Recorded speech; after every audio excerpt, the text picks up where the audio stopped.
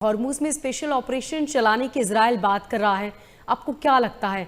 कहा यह भी जा रहा है कि ये ऑपरेशन कई हफ्तों तक चलेगा।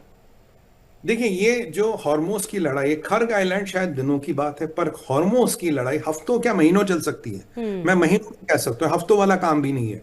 देखिए क्या है, अगर आपने हॉर्मोस पे कब्जा कर लिया, आप एक चीज समझिए, ईरान का नक्शा जिंदगी भर के लिए बदल गया।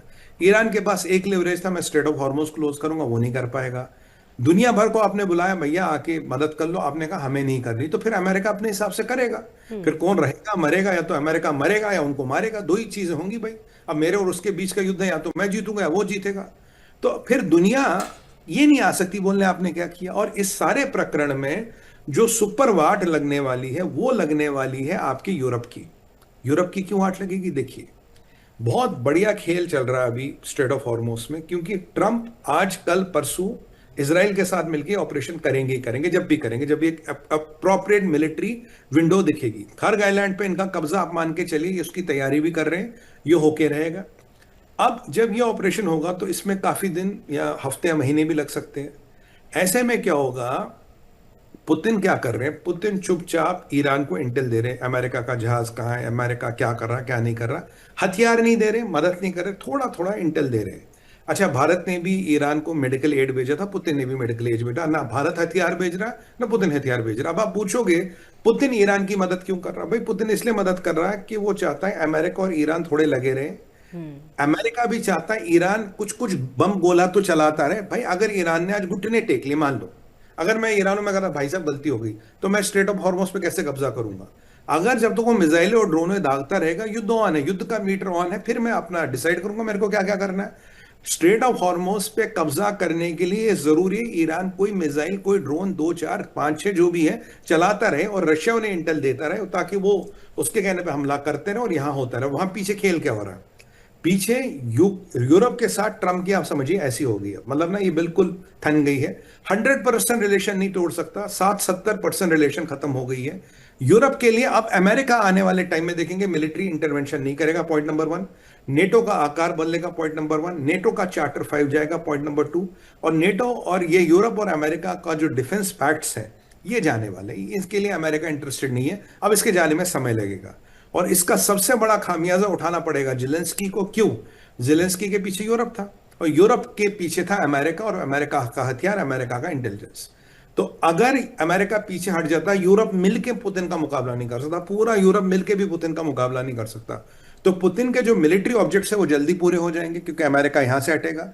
और अमेरिका का जो मिलिट्री ऑब्जेक्टिव्स ईरान में है, वहां पुतिन इंटरवीन नहीं करेंगे, ना चाइना को इंटरवीन करने देंगे। तो यहां पुतिन का यूक्रेन में ऑब्जेक्टिव मेट हुआ, अमेरिका का आपका मिलिट्री ऑब्जेक्टिव मेट हुआ ईरान के परिप्रेक्ष्य में, मिडिल ईस्ट के परिप्रेक्ष्य में। ये इनका गेम प्लान है। इसीलिए ये युद्ध थोड़ा थोड़ा टक टक टक टक चलती रहेगी। और आप देखिए, मिसाइल दागने की क्षमता 95% और ड्रोन जामने की क्षमता भी 95% कम हुई है। ये युद्ध नहीं रुकेगा, और ट्रंप को एक डिसाइसिव विक्ट्री चाहिए। मोनिका जी, मैं शुरू से आपको कह रहा हूं, ट्रंप को एक डिसाइसिव विक्ट्री चाहिए। जब तक वो डिसाइसिव विक्ट्री नहीं मिलेगी, तब तक ट्रंप अपने वोटर्स के पास नहीं जा सकता, जबकि मागा क्राउड में इसका 89% अप्रूवल रेट है, यानी कि जो इसको वोट देते हैं। अगर ये उनके पास नहीं जा सकता, उसके लिए रेजिम चेंज करना पड़ेगा, उसके लिए यूरेनियम रिट्रीव करना पड़ेगा।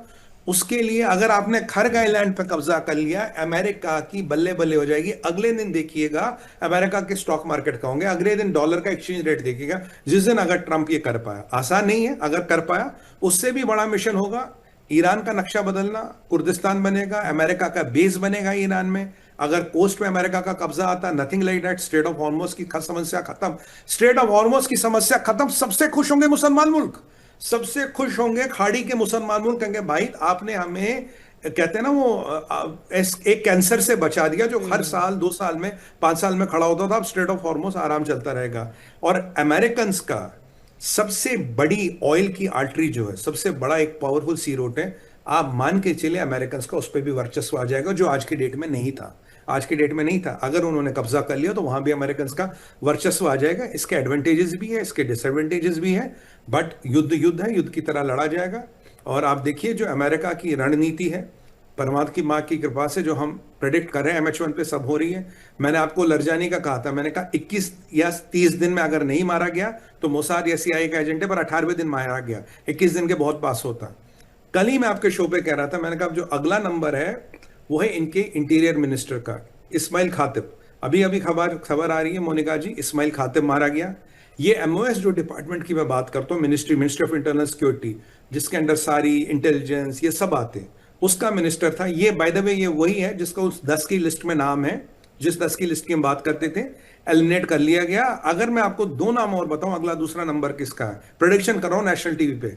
अगला दूसरा नंबर है ईरान के असेंबली के स्पीकर का, या वो सुप्रीम कोर्ट का जज जो लोगों को क्रेनों पे लटकाता था, जो लोगों को पेड़ों से लटकाता, जिसको 800,000 लोगों को फांसी देने का जिसने प्रावधान बनाया था, और जो इंटरिम काउंसिल का मेंबर था। इन दोनों का अगला नंबर है। ये मैंने कल रात को भी अपने शो पे डिक्लेयर किया था, भाई इसका नंबर सबसे पहले आएगा, ये सबसे पहले जाने वाला है। और अगर आप बेंजामिन नेतन्याहू का आपने एक वीडियो देखा होगा, जब वो माइक हकबी से मिलते हैं, कह रहे मेरे जेब में कार्ड रखा है, कह रहा देखो मत, इसमें 10 नाम है, और 10 नाम में से 2 विकेटें और लुढ़कने वाली है। और देखिए 2 घंटे बाद 1 विकेट के लुढ़कने की खबर तो आ गई। अब दूसरी विकेट कौन सी है उसके नाम मैंने, जो मेरा अनुमान है, मैंने आपको 2 नाम बता दी, इन दोनों में से एक होगा। और ये प्रकरण चलेगा। मैंने बोला जब तक इन 10 विकेटों को, जब तक इन 10 व्यक्तियों को एलिमिनेट नहीं किया जाएगा, तब तक आप रेजीम चेंज का सोच भी नहीं सकते ईरान में। और अमेरिका और इजराइल को जीतना तो रेजीम चेंज करना पड़ेगा, यूरेनियम रिट्रीट करना पड़ेगा, खर्ग आइलैंड पे ईरान के तेल पे कब्जा करना पड़ेगा। और अगर आपने स्ट्रेट ऑफ हॉर्मुज पे कब्जा कर लिया, नथिंग लाइक दैट, क्योंकि फिर अमेरिका की बेस बनेगी। आपने ईरान का नक्शा बदल दिया, कुर्दिस्तान भी बनेगा, मिडिल ईस्ट का नक्शा बदलेगा, और अमेरिका का वर्चस्व मिडिल ईस्ट पे पूरा बनेगा। सोचिए एक परिस्थिति, गाजा में अमेरिका का बेस और ईरान में अमेरिका का बेस, यानी कि अमेरिका से बड़ा शक्तिशाली पावर कोई है नहीं, और ये इनकी अपनी बेस होगी। ये मतलब ये किसी के रहमो करम पे बेस नहीं चलेगी, अपनी बेस।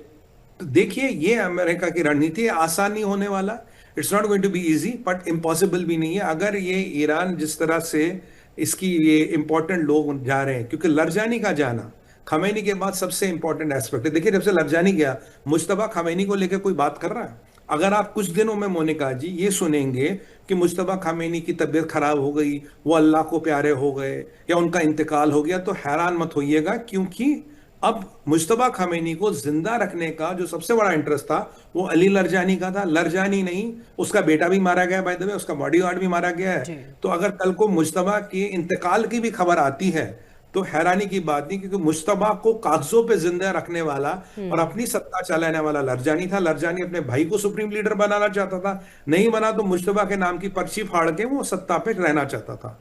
मुश्तबा गया, इंटरनल सिक्योरिटी मिनिस्टर गया इस्माइल खातिब। इस्माइल खातिब वही आदमी है जिसने अपने बंदों को लरजानी के कहने पे ट्रंप के असैसिनेशन पे लहराया। अब ये खेल सोचिए क्या हो रहा है, इजराइल ट्रंप को एक तोहफा पेश कर रहा है। लरजानी ने बोला था Trump try not to get executed, Larijani गया। इस्माइल खातिब ने बंदे भेजे थे जो ट्रंप को एग्जीक्यूट करने का कुछ प्लान बना रहे थे, उन बंदों का हेड गया, इस्माइल खातिब गया। अब एक और बंदा है, या तो इनके सुप्रीम कोर्ट का जज या इनके पार्लियामेंट का स्पीकर, मोस्ट प्रोबेबली इनके पार्लियामेंट का स्पीकर, उसने भी ट्रंप को धमकी दी है। ये इजरायली वाले क्या कर रहे हैं, ये तो उनका क्षेत्र है ना, बैकयार्ड है, एक एक तोहफा भेज रहे ट्रंप को। अच्छा इसने आपको धमकी दी थी, चलिए 48 घंटे दीजिए, इसने धमकी दी, चलिए और 72 घंटे दीजिए। मैं आपको यही कहता रहा कि इजराइल अभी हर उस थ्रेट को एलिमिनेट करेगा जो उनके लिए और अमेरिका के लिए थ्रेट बने, और इस गेम में इजराइल से बेहतर कोई नहीं। और ये 10 के 10 जो लोग हैं, मैं बिल्कुल क्लियरली कहता ना, स्ट्रेचिंग माई नेक आउट, मैं क्लियरली कह चुका हूं कि इनके लिए वक्त की बात है। आज कल परसों तरसों 110% मरेंगे, जिसका भी नाम उस लिस्ट में है।